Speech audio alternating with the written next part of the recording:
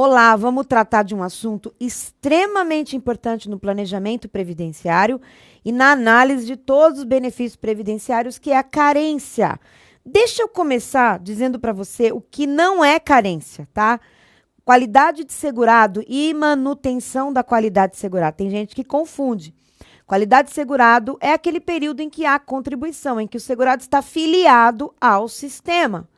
E a manutenção da qualidade de segurado ou período de graça é aquele período em que não há mais contribuição, em que cessou um benefício, assim começa a transcorrer um prazo em que o legislador entendeu que deveria dar a mais, um período de graça, um presente, tá? Carência não, carência é período contributivo, mas tem requisitos e é isso que eu quero que você entenda. Vamos lá para o slide? Muito bem, nós estamos aqui na tua tela. A definição da carência que está contida na Lei 8.213 vai dizer para a gente que período de carência é um número mínimo de contribuições mensais indispensáveis para que o beneficiário faça jus ao benefício, considerado a partir do transcurso do primeiro dia dos meses de sua competência. Pessoal, várias situações a gente pode analisar aqui. Primeiro, você já está careca de saber, de tanto eu falar para você, de tanto você ouvir por aí, que depois da reforma da Previdência, para ser contado como carência, como segurado, como contribuição, para fazer cálculo, para tudo, é necessário que na competência a contribuição tenha alcançado o salário mínimo, né? Então, uma contribuição, aquela alíquota que o teu cliente paga, né, a título de tributo da contribuição da Seguridade Social, ela precisa incidir, no mínimo, no salário mínimo. O salário mínimo é o mínimo para poder contabilizar. E aqui fala que a carência é um número mínimo exigido. O que acontece, pessoal? O sistema, ele trouxe essa regra para evitar compra de aposentadoria. Porque você vê aí que ela existe um prazo, ela tem um termo. E o termo inicial é o transcurso da primeira paga em dia. Primeira paga em dia, tá?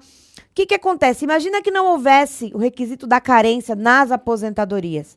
Eu poderia chegar aos 62 anos de idade, falar para o INSS, emite, ou mesmo eu mesmo emitir as guias, emite para mim 180 guias, eu vou pagar 11% sobre o salário mínimo, eu vou pagar cada uma das guias, e depois, vou estar com 62 anos, eu vou lá e tenho uma expectativa de vida de 80 anos, eu vou ficar recebendo mais décadas, sem ter pago, sem ter custeado mês a mês, contribuído para a Seguridade Social, para o equilíbrio atuarial, para que a Previdência pudesse prever a minha contribuição. Então, os benefícios têm carência, assim como um plano de saúde. Você não contrata um plano de saúde e naquele dia, naquele mês, você já pode fazer todos os procedimentos. Existem regras. Então, pessoal, a gente tem, então, a carência como exigência das aposentadorias programáveis, tá? Na aposentadoria por idade, nas aposentadorias por tempo, na aposentadoria especial, no qual a pessoa trabalha sob agente nocivo, na aposentadoria PCD, e na PCD tem uma discussão sobre carência, mas, pessoal, é discussão doutrinária. Jurisprudência entende que tem que ter a carência. E na regra definitiva também, pós-reforma, tá? Por que eu fiz isso aqui? Para você ter uma ideia. Pode ser que uma competência seja carência e seja contribuição. Pode ser. Mas elas têm requisitos diferentes. E para a concessão de um benefício, de uma aposentadoria, por exemplo, por tempo, vai ser exigido um período bem maior de contribuição e um período menor de carência. Exatamente porque na contribuição é possível, por exemplo, indenizar períodos mais antigos, pagar períodos em atraso. Enquanto que para a carência isso não é possível, ok?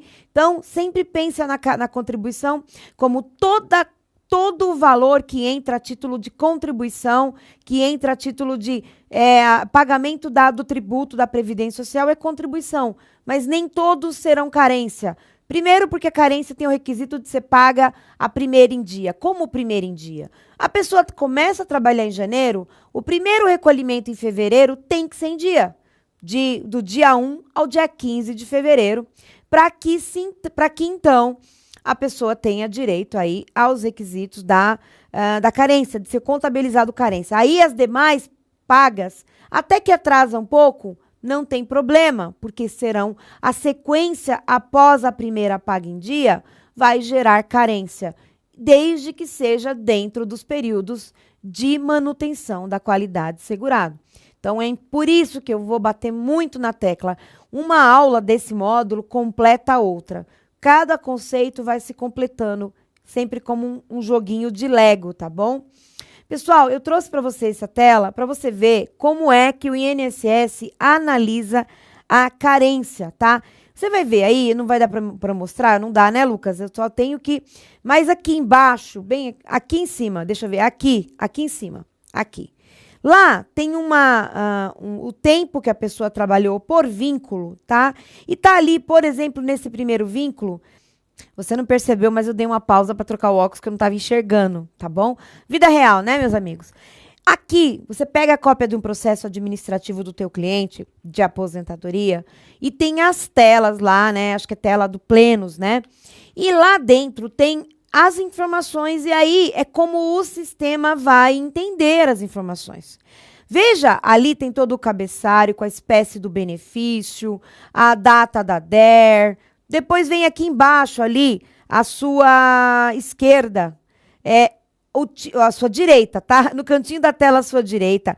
Tipo, número, CTPS, carnê, CTC, certo? Bem ali embaixo, ó, lá no fundão, tá? Aí, lá tá escrito assim, data fim, então tem o vínculo, começou ali 24/2/86.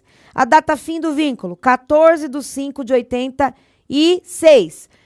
Veja só, quanto tempo essa pessoa ficou ali trabalhando?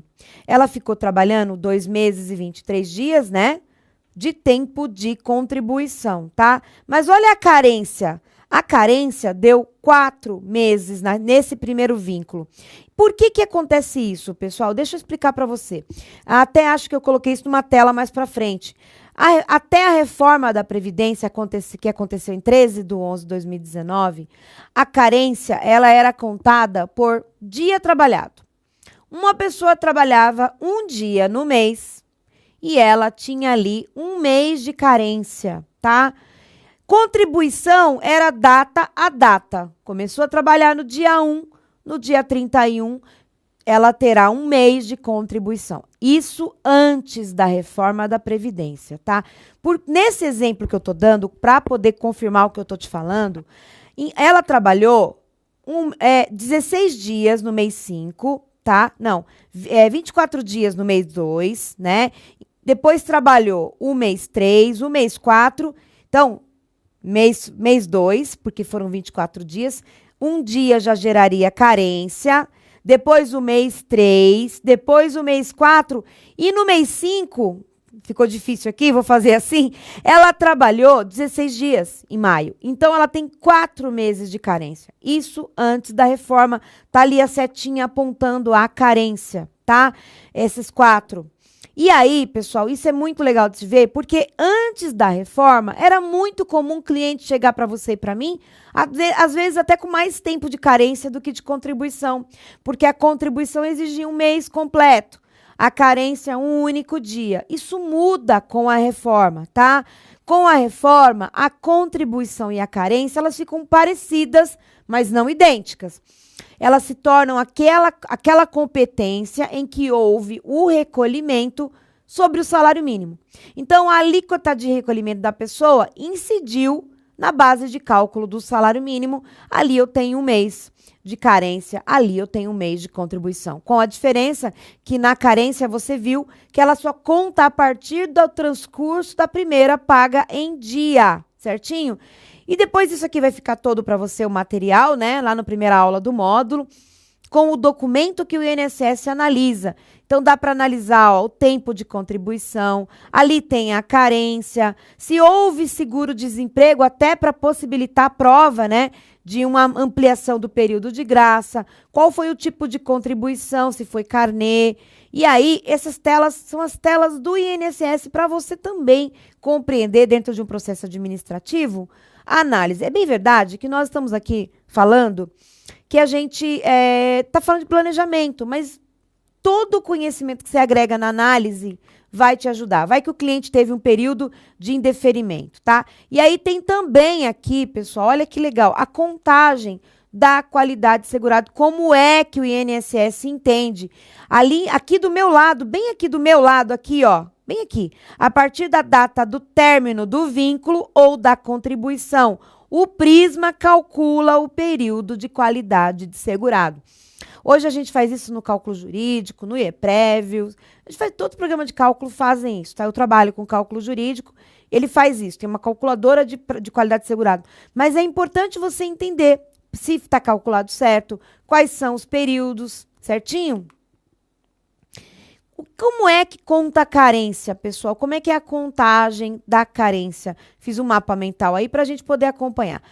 Lá em cima, aqui no individual, onde está escrito individual, inclusive o MEI, para o prestador de serviço pessoa física, conta do efetivo recolhimento da contribuição na data correta. E o MEI também. O MEI tem que recolher ele mesmo até o dia 20 do mês. Trabalha um mês, no mês seguinte, nasce a obrigação de recolher o tributo. Aí, no caso do microempreendedor individual, ele gera a guia DAS e vai pagar. No caso dos demais contribuintes, vão gerar também a guia e pagar, tá? No segundo exemplo aqui, o contribuinte individual que presta serviços à pessoa jurídica, ele tem presunção do recolhimento desde abril de 2003, quando a Lei 10.666 trouxe essa disposição, tá? Então, nesse período, a partir de abril de 2003, ele passa a ter a presunção. O que quer dizer isso? Que para contar carência para ele, basta que ele prove a atividade exercida e a remuneração recebida. A remuneração é para título de cálculo, porque senão o INSS considera naquela competência salário mínimo. Prova a sua atividade, não prova a remuneração, o INSS vai considerar apenas salário mínimo, tá? Já o sócio de empresa, também do efetivo recolhimento. Ele é sócio, ele trabalha na empresa, ele tem prolabore. O judiciário tem compreendido que para ele não vige a presunção, tendo em vista que, apesar de serem pessoas distintas, né, a pessoa jurídica e a pessoa física, mas seria difícil sustentar que não foi feito o recolhimento pela empresa, sendo que ele é o titular, tá bom? Então, contribuinte individual, pagamento em dia. Se presta serviço, presunção, certinho? Segurado especial, a partir do efetivo trabalho, pessoal. E detalhe, tá? Nesse quadro azul aí, ó, nas aposentadorias, bem aqui, nas aposentadorias por tempo, não computam como carência antes de novembro de 91. E depois de 91, precisa ser indenizado. Período de trabalho rural, quando vai somar com uma aposentadoria por tempo de contribuição, ele tem contagem diferenciada. Antes da lei 8.213, antes de 1991, ele vai contar, mas ele vai contar para tempo de contribuição. Viu como é diferente? Ele não vai contar para carência. E depois de 1991, ele vai contar, mas vai ser preciso provar a atividade. Nas duas situações tem que provar, mas depois de 91, além de provar, ele tem que pagar e indenizar esse período, tá? E mais, algumas vezes o INSS, aliás, como tem sido, equivocadamente não considera para as regras do direito adquirido e para a regra da aposentadoria do pedágio 50%, o pedágio 100%. Isso lá no recolhimento em atraso eu vou tratar bem melhor, tá bom? Então, segurado especial, trabalho rural, pode sim ser contado para carência depois de 1991, ser indenizado. Antes não conta, tá? Agora, para a aposentadoria rural, O segurado especial conta a carência do efetivo exercício.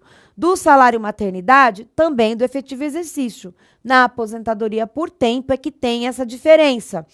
Na aposentadoria híbrida, também conta normalmente. Por isso aqui é uma exceção, tá bom? As aposentadorias por tempo é a exceção, são a exceção, tá? Continuando aqui embaixo do segurado especial vem o avulso, né, que conta também quando o órgão gestor da mão de obra faz o recolhimento que é presumido. Cabe ao avulso, aquele segurado avulso, provar o exercício da atividade e também a remuneração para que o INSS não considere como apenas como um salário mínimo, caso ele tenha ganhado mais que isso. Quando traz CTC de um regime, a CTC, a certidão de tempo de contribuição, o camarada desvinculou-se de um regime próprio e quer trazer o tempo para o regime geral. Ele vai pedir a emissão da CTC. A mesma coisa, se ele quer levar tempo do INSS para o outro regime, ele vai pedir também uma certidão de tempo de contribuição. E quando o tempo não é concomitante ao regime geral, então o tempo que ele trabalhou lá no regime próprio não pode ser ao mesmo tempo que ele trabalhou no regime geral. Então, ele vai trazer uma compensação aí financeira entre o RPPS e o RGPS, coisas administrativas deles, mas para fins de carência serve normalmente, obviamente, pessoal, ele tem que se filiar ao regime geral. Quando ele se filia, quando ele tem lá o vínculo de filiação com o regime geral, então aí vai contar para todos os fins, tá? No período de recebimento de salário maternidade, conta como carência, tá? Lá em cima, período de afastamento, aliás, aqui do lado, né, ó. Período de afastamento em gozo de benefício por incapacidade, conta como carência, desde que intercalado por período contributivo, tá? Serviço militar obrigatório ou voluntário. O INSS traz a disposição de que é considerado carência a partir de 13/11/2019, tá? Data da reforma. A TNU tem entendimento que conta como carência desde sempre. Por isso é importante analisar, né? O aviso prévio, a TNU tema 250, conta o aviso prévio, mas detalhe, isso vai ser reanalisado pelo STJ, tá? Porque entrou em confronto com a jurisprudência do STJ. E a competência que precisa de ser ajustada para alcançar o salário mínimo, essa conta como carência normalmente, tá? Ela não é considerada pagamento em atraso. No mais, facultativo também vai contar do primeiro recolhimento em dia. Quanto tempo nós temos, Lucas?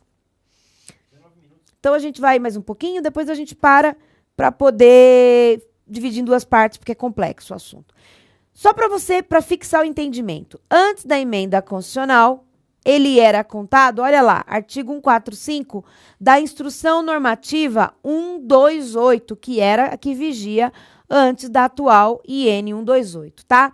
Período de carência é o tempo correspondente ao número mínimo de contribuições indispensáveis para que o beneficiário faça jus ao benefício, consideradas a partir do transcurso do primeiro dia dos meses de suas competências, observado que um dia de trabalho no mês vale como contribuição para aquele mês para qualquer categoria de segurado.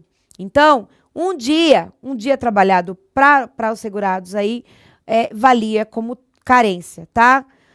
Agora, depois da emenda constitucional 103, artigo 189, período de carência, Instrução Normativa 128, eu falei, né? Período de carência é o tempo correspondente ao número mínimo de contribuições indispensáveis para que o requerente faça jus ao benefício, consideradas competências cuja contribuição seja igual ou superior à contribuição mínima mensal. Estava ligado antes a dar período trabalhado, né? Um dia trabalhado já valia. Agora tá ligado simplesmente na competência em que se recolhe sobre o salário mínimo.